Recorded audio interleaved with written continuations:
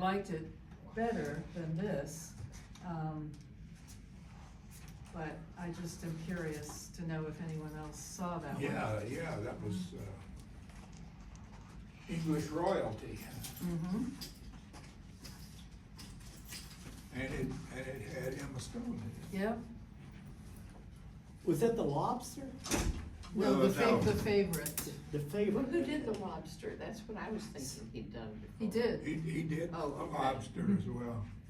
Yeah, I saw The Lobster and I thought, Careful. It's there. It was caught on your foot. oh, thank you.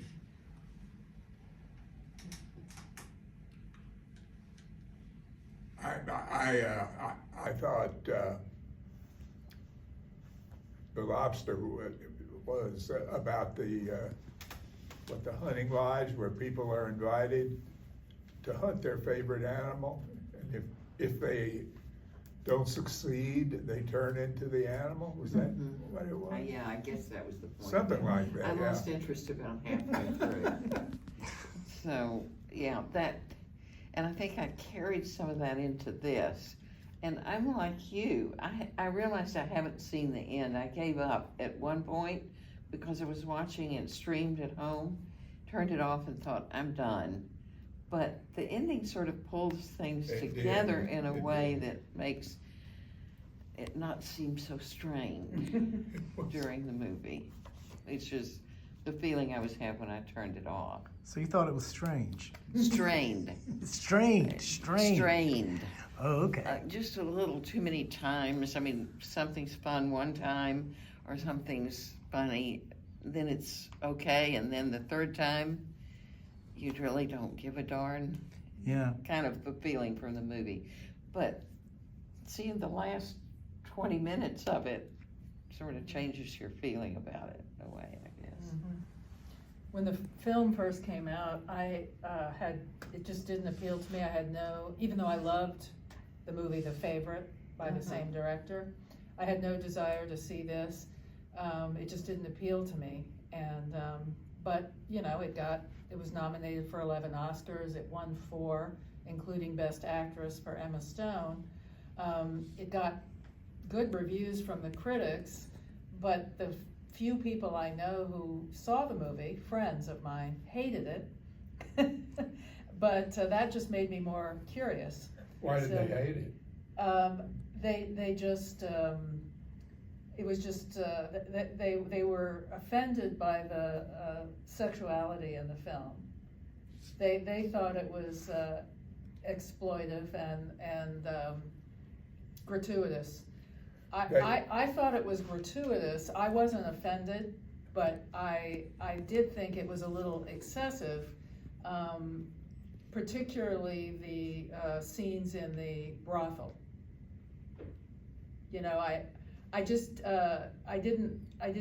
think it was just there kind of for titillation and shock value. I didn't think it really advanced the story. Sometimes less is more. Yeah, Well, that's just kind of what I was saying about this, same thing. I read a review that made reference to the fact that many critics had a strong negative reaction to it because it was a film about a very intimate film about women, told through a male gaze. It was a male director that was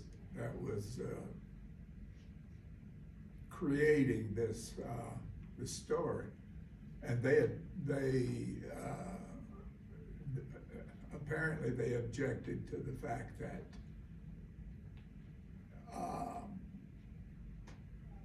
it was not it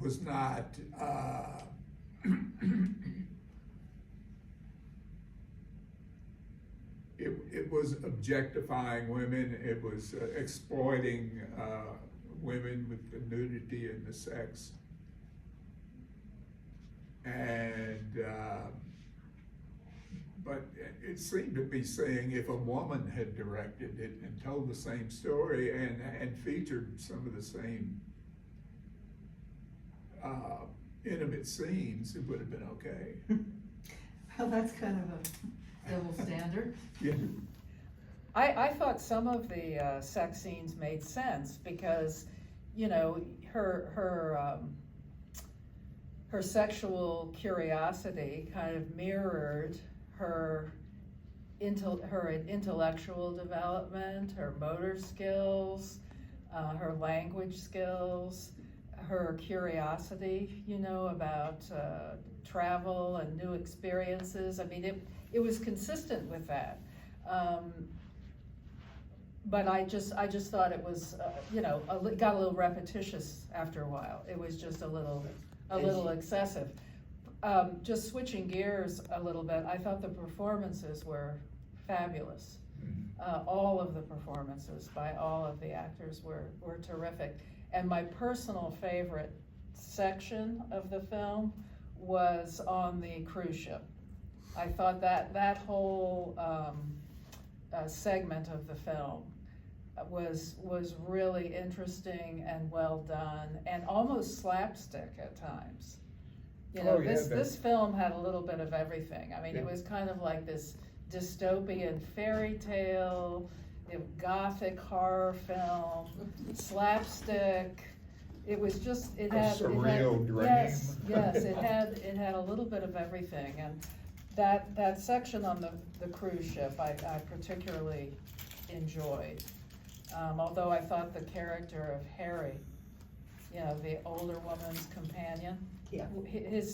I didn't find him believable. I thought his speaking style was a little just stilted and not really believable. But I thought Mark Ruffalo's performance was, and I normally don't like him, but I just thought this was the best performance of his career. And Emma Stone's, and also she's always terrific, and Willem Dafoe is always great.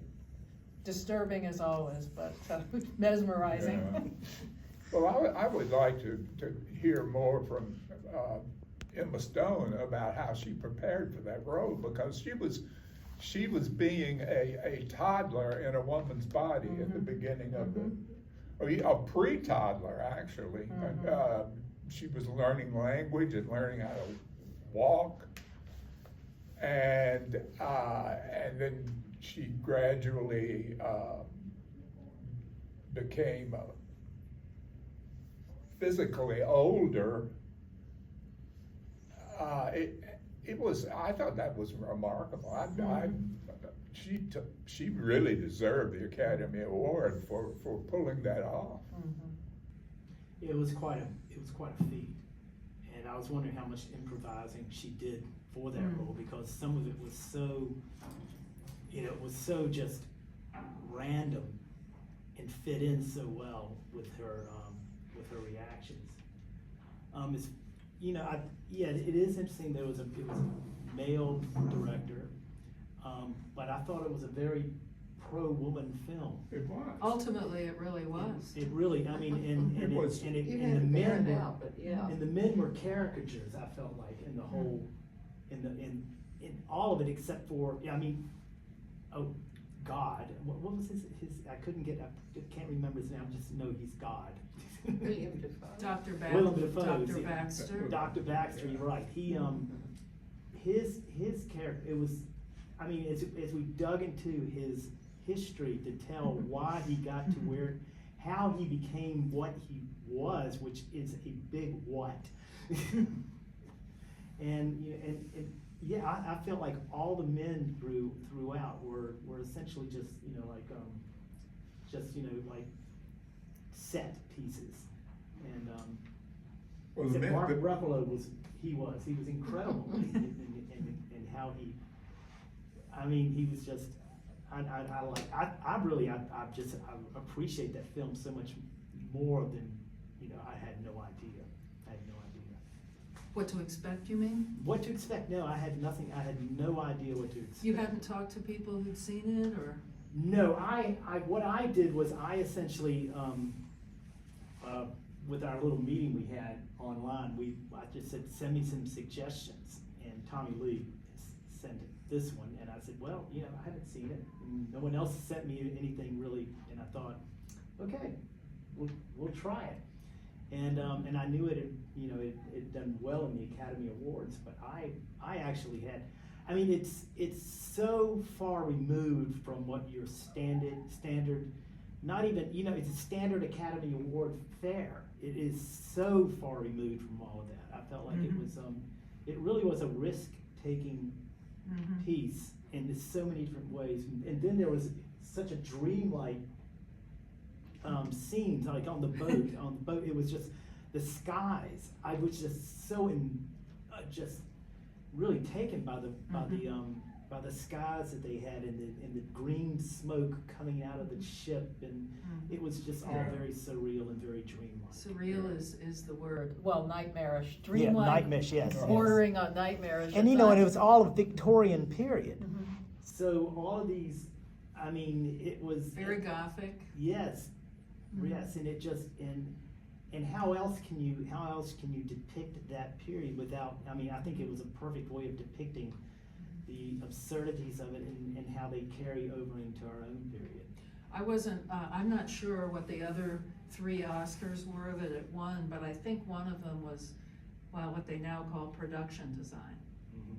You know, and well deserved, I think. Oh, I know.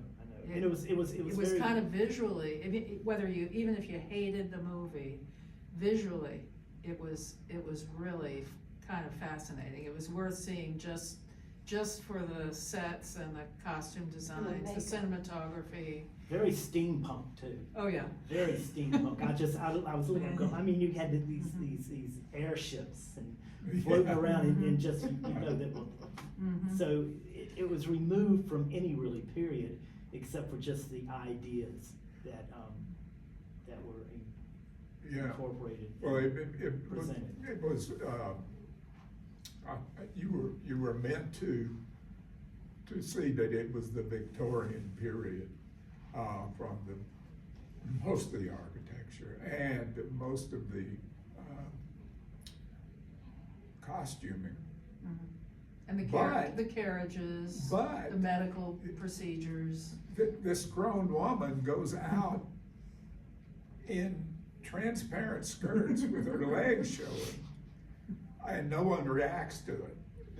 And I thought that was kind of, I'm sure that was on purpose, but maybe it was just to tell you this is not real.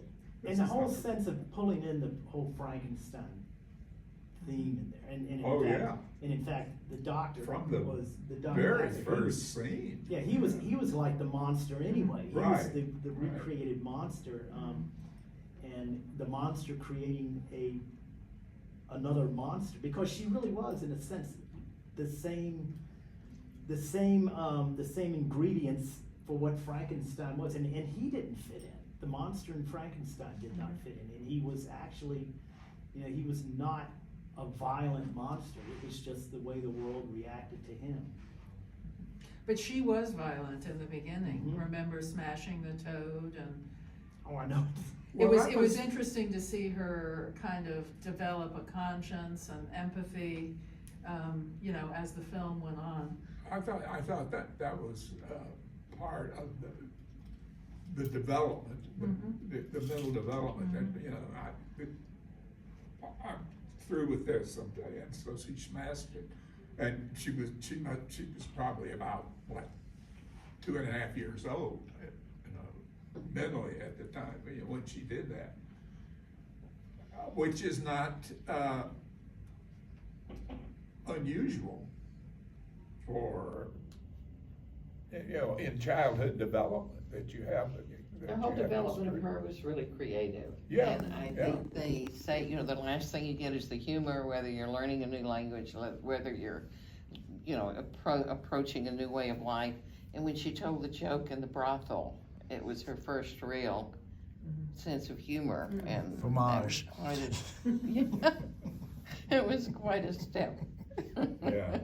Well, the development was actually very well done, went straight through the whole movie, the whole development. I mean, it just continued on. And she, The and middle she, part was all the social development. Yes, exactly. And she developed, an ethical code, Right. and became at the end, she was a very kind and generous and loving person. She even spared Alfie. Yeah. I was hoping she'd shoot him. Old goat that he was. She saw his potential. You know, I may be reading too much into it, but there were, throughout the film, I was reminded of a lot of other films, not just Frankenstein. That was, you know, obvious from the get-go, but some of those opening scenes, the tantrums, the table shots at the beginning, reminded me a little bit of The Miracle Worker. And some of the black and white cinematography in the beginning reminded me of Elephant Man. And remember the scene where Mark Ruffalo falls on his knees and is going, Bella! I mean, that's right, yes, that's right out of, you know, Streetcar Named Desire. So I probably am reading too much into it, but I couldn't help but think of that. I don't think you were. I couldn't help but think of Stanley Kowalski at that moment. And I just think maybe that was a little tongue-in-cheek reference maybe, that yeah, the maybe- and maybe- director threw in there. Right, and in fact, maybe you know, it's, the point is the whole tongue-in-cheek about all film.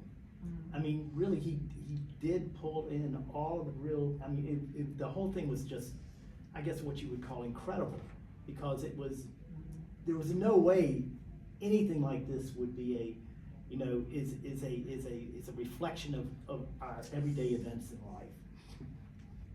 And I just, yeah, I was impressed, and I loved how they did go from the black and white into the color, and then the scenes pulling between, you know, the cities was all done with a little black and white montage in the Transition, beginning, yeah. in the very beginning. I liked that.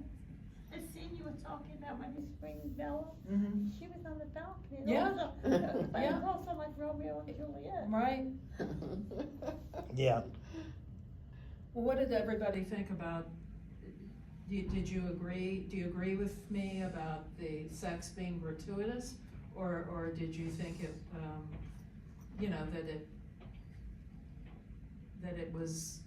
fit with the film and it was, you know, did you think it was excessive, or did you think it was just about the right? I thought it was a little too long and excessive in spots. Do you think maybe that was the point? I don't I have to know. agree with you. I thought that there were too many sex scenes. It was just kind of but repetitious. it- The it- repetition that was more than needed to be. But it was obvious that this was the story of one of the stories was of her sexual awakening. Right, and, curiosity. education and learning to use her sexuality, but then Alfie, At the end, what he was doing, apparently this was what her person was when she took her life, tried to take her life, because that was his intent at the end, was Right. just to just dispose of that part of her life. well, that was another theme about how so many men consider women disposable. They use them and cast them aside. And Alfie sort of tied that, at the end, he sort of tied all that together. And then you realize, God, there were a lot of people that were doing that. And also, you know, I think I think the women were empowered, and the sexuality, maybe that was just, you know, like I said, it did appear to be gratuitous, and it was, you know, and seeing it came from a male director would look even more gratuitous unless you see it as, I mean, here she was, that was her teenage mind. She discovered her sexuality, and she just went full force, and I was thinking, you know, when you were commenting, yeah, like a couple of teenagers, Yeah. you know, and the men were just, I mean, they really did not have Mark Ruffalo is the only one who had any kind of dimension to his whole person, but most of that was his own prowess, that he felt like that he was the best, and then he was completely broken by her. Yeah. By, you know, in the Yeah. end, broken by her, and then when he's just like in the middle of the ship, I love how she went back and packed all his money into the box and gave it very innocently Yeah. to the two stewards and say, "Oh yes, could you get that to the poor people?" Oh yeah, no problem. So she, you know, even though, despite her growing sophistication, she was still very naive, Mm-hmm. you know, and innocent in some ways. That was a perfect example. That was well done. That was another reason I really liked that whole cruise ship segment of the film. We've only got a few minutes here, so any final comments? And what I want to do is get an idea of what film are we interested in next month? Anybody have any suggestions? I have one, and for purely selfish reasons. It came up in conversation recently. It's kind of become a cult classic. I've been hearing about it for years. I've been intending to watch it for years. I tried to check it out of the library here, and I didn't see a copy. And that is Don't Look Now, with Julie Christie and Donald Sutherland. Uh-huh. It's good. Yeah, Never seen it. I love her. yeah. And Yeah, I'm Donald not- Sutherland, And he just so died. I'm not a real fan of him, but, you know, I've just heard kind of interesting things about the film. Well, let's do that. Let's give it a try. That's Yeah. another It's- one that has kind of a scandalous, kind of prolonged sex scene, I've heard, but. Well, it's the summer, it's hot, and you know, what else are you gonna do? Maybe, so who's bringing the It's martinis? too hot to do it, so let's just watch it. That's a very good suggestion. I've never seen it either. Don't Look Now, yeah, no, I haven't seen it either, and I like Donald Sutherland, So we'll just see if it's on a streaming thing. well, if it's not, we'll just get it. Oh, Nicholas gosh. Rowe directed it. Okay. He directed The Man Who Fell to Earth and Oh, okay. Walkabout. You know, I'm just, you know, I hope you won't be cursing me if everyone No, we hates it, won't, but but- it's just, Well, I have seen it, and. you think that would be a good one for the group, or no? Should I just see it on my own? No. No, let's do it, think, I mean, yeah. I would have suggested Yeah. just I seeing vote this for on it. your own. Right. If I'd seen that, I'd say, well, we are in the library. I want- And when forgot you- to pull all the shades. Yeah. When you said what movie it was gonna be, I did wonder if you knew. No, I about- didn't. About the graphic sex in it. Not- And I was a little You didn't concerned, know? I was a little concerned about the kids playing right outside the, Like I said, this video is Right not next going door. to anyone but the members of the film club, so. what happens in film club It stays in film. film club, exactly. We crossed the Rubicon with this film, though, so we're. We did, didn't we? We went from PG to M. All right, well, so Don't Look Now, and Donald Sutherland. If you And I can will- get it. Yeah, maybe- yeah, we'll but- get it. But there may be some copyright issue. Should Well, we have the a only thing I backup? have to check and make sure is that we can show it in a public setting. Yeah, that's what And, I mean. And if not, I will go ahead and, anyway, so I need to. Do we need a backup? The commercials killing. No, we'll see a backup when Well, as they're soon as not Paula bad. can see, What? and then They're if there's a not bad, backup, really. I'll It's send out kinda a like the suggestion. movies.